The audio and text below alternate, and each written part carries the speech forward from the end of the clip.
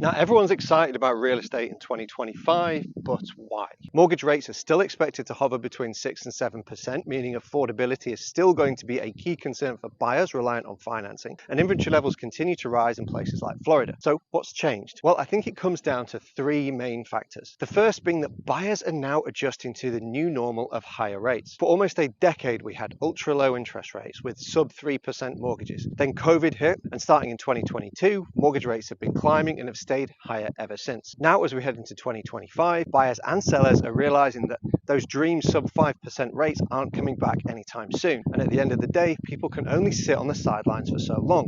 Now, the longer we stay at these rates, the less people are anchored to the idea of 3% mortgages. Now, the second reason is that I think recession fears are fading. Now, since COVID, there's been a lot of uncertainty about the economy, but now there's a sense that the worst may be behind us, and both buyers and sellers are starting to feel more confident. Now, I believe there's pent-up demand on both sides. Many people who've been waiting are now thinking this is probably as good as it's going to get. And the third reason I think is that sellers are becoming more realistic. Buyers simply won't and can't pay the prices that we saw in 2021. There's always been a gap between what buyers want to pay and what sellers think their property's worth, but the market is finding more balance. Ultimately, what's driving the excitement for 2025 is the return of stability and confidence to the market. The further we get from the era of 3% mortgages, the more people accept the current environment. Buyers and sellers are adjusting, and with that adjustment comes optimism.